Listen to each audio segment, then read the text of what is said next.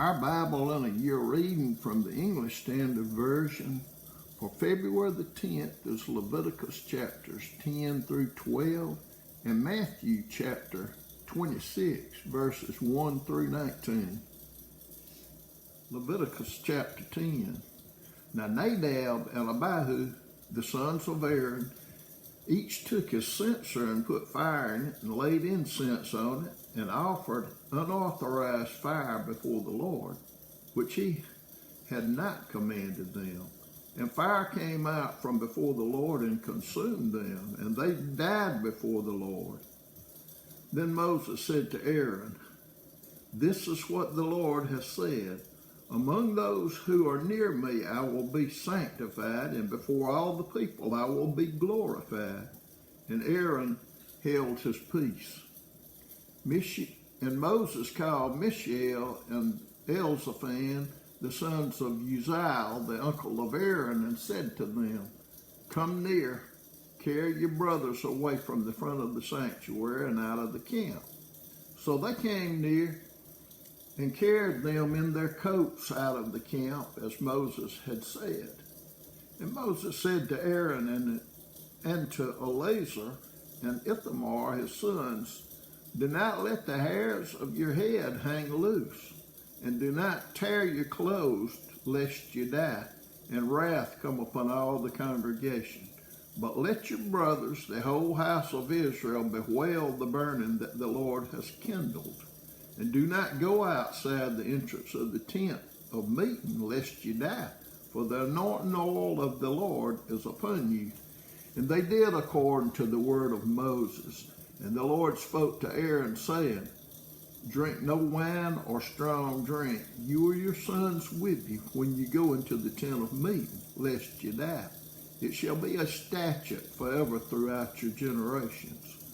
You are to distinguish between holy and the common, and between the unclean and the clean. And you are to teach the people of Israel all the statutes that the Lord has spoken to them by Moses." Moses spoke to Aaron and to Eleazar and Ithamar, his surviving sons, "Take the grain offering that is left of the Lord's food offerings, and eat it unleavened beside the altar, for it is most holy. You shall eat it in a holy place, because it is your due and your son's due from the Lord's food offerings, for so I am commanded. But the breast that is waved and the thigh that is contributed, you shall eat in a clean place, you and your sons and your daughters with you, for they are given it as your due and your son's due from the sacrifices of the peace offerings of the people of Israel. The thigh that is contributed and the breast that is waved, they shall bring with the food offerings of fat pieces to wave for a wave offering before the Lord. And it shall be yours and your sons with you as a due forever, as the Lord has commanded." Now Moses diligently inquired about the goat of the sin offering, and behold, it was burned up. And he was angry with Eleazar and Ithamar, the surviving sons of Aaron, saying, "Why have you not eaten the sin offering in the place of the sanctuary, since it is a thing most holy and has been given to you that you may bear the iniquity of the congregation, to make atonement for them before the Lord? Behold, its blood was not brought into the inner part of the sanctuary. You certainly ought to have eaten it in the sanctuary, as I commanded." And Aaron said to Moses, "Behold, today they have offered their sin offering and their burnt offering before the Lord, and yet such things as these have happened to me. If I had eaten the sin offering today, would the Lord have approved?" And when Moses heard that, he approved. Leviticus chapter 11. And the Lord spoke to Moses and Aaron, saying to them, "Speak to the people of Israel, saying, These are the living things that you may eat among all the animals that are on the earth. Whatever parts the hoof and is cloven-footed, and choose the cud among the animals you may eat. Nevertheless, among those that chew the cud or part the hoof, you shall not eat these. The camel, because it chews the cud but does not part the hoof, is unclean to you. And the rock badger, because it chews the cud but does not part the hoof, is unclean to you. And the hare, because it chews the cud but does not part the hoof, is unclean to you. And the pig, because it parts the hoof and is cloven-footed but does not chew the cud, is unclean to you. You shall not eat any of their flesh, and you shall not touch their carcasses. They are unclean to you. These you may eat of all that are in the waters. Everything in the waters that has fins and scales, whether in the seas or in the rivers, you may eat. But anything in the seas or the rivers that does not have fins and scales, of the swarming creatures in the waters and of the living creatures that are in the waters, is detestable to you. You shall regard them as detestable. You shall not eat any of their flesh, and you shall detest their carcasses. Everything in the waters that does not have fins and scales is detestable to you, and these you shall detest among the birds. They shall not be eaten. They are detestable. The eagle, the bearded vulture, the black vulture, the kite, the falcon of any kind, every raven of any kind, the ostrich, the nighthawk, the seagull, the hawk of any kind, the little owl, the cormorant, the short-eared owl, the barn owl, the tawny owl, the carrion vulture, the stork, the heron of any kind, the hoopoe, and the bat. All winged insects that go on all fours are detestable to you. Yet among the winged insects that go on all fours, you may eat those that have jointed legs above their feet with which to hop on the ground. Of them you may eat the locust of any kind, the ball locust of any kind, the cricket of any kind, and the grasshopper of any kind. But all other winged insects that have 4 feet are detestable to you. And by these you shall become unclean. Whoever touches their carcass shall be unclean until the evening. And whoever carries any part of their carcasses shall wash his clothes and be unclean until the evening. Every animal that parts the hoof but is not cloven-footed or does not chew the cud is unclean to you. Everyone who touches them shall be unclean, and all that walk on their paws among the animals that go on all fours are unclean to you. Whoever touches their carcass shall be unclean until the evening.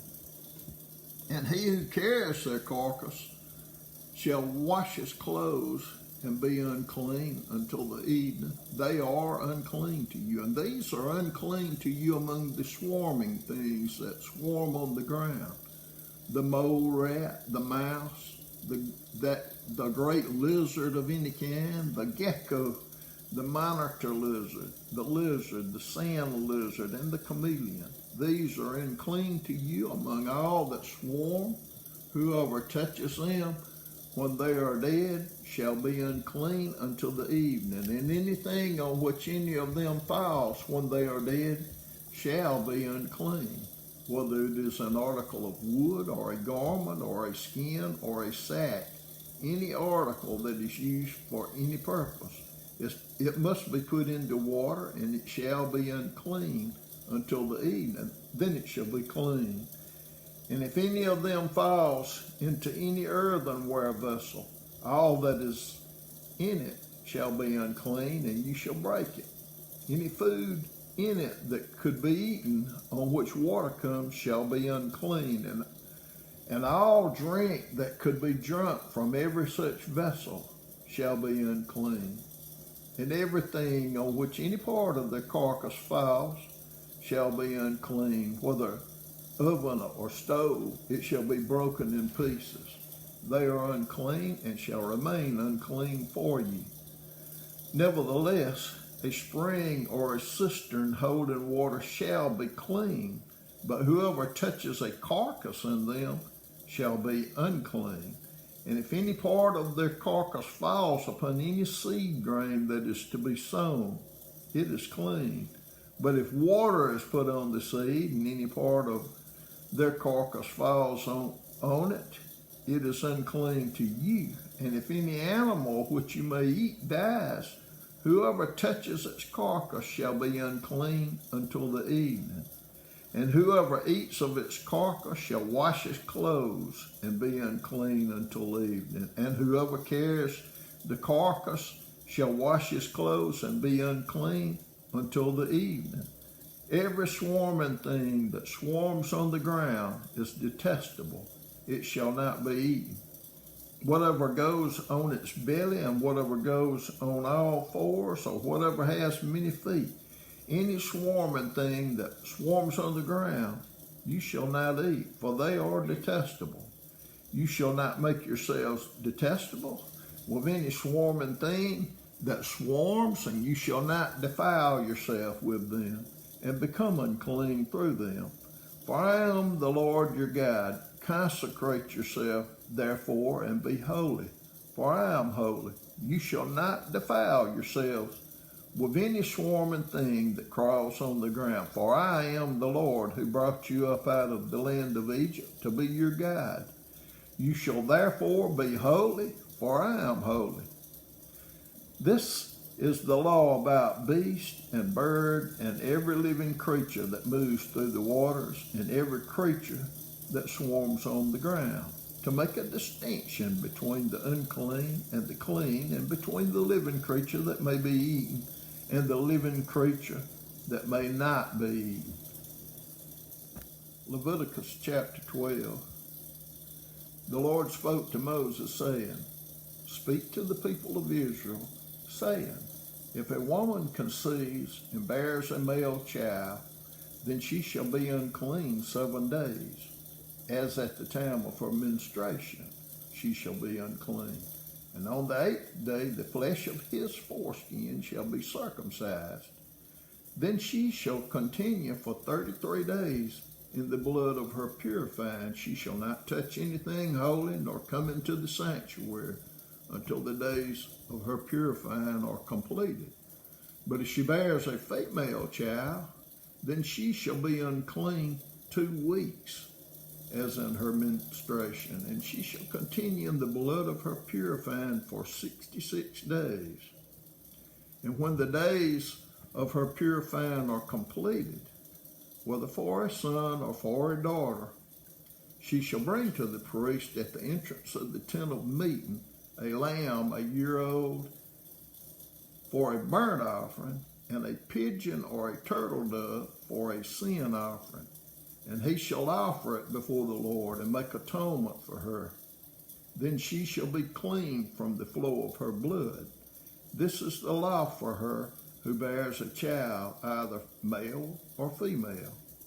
And if she cannot afford a lamb, then she shall take 2 turtle doves or 2 pigeons, one for a burnt offering and the other for a sin offering. And the priest shall make atonement for her, and she shall be clean. Matthew chapter 26, verses 1 through 19. When Jesus had finished all these sayings, he said to his disciples, You know that after 2 days the Passover is coming, and the Son of Man will be delivered up to be crucified.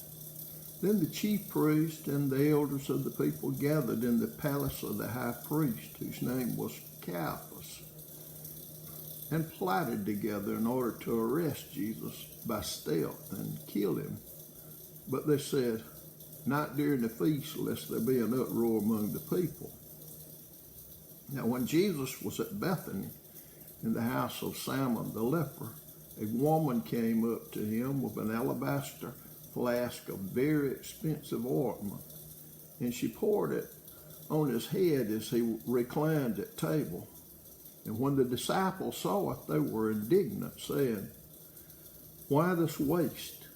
For this could have been sold for a large sum and given to the poor."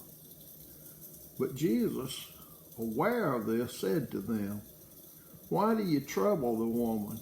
For she has done a beautiful thing to me. For you always have the poor with you, but you will not always have me. In pouring this ointment on my body, she has done it to prepare me for burial.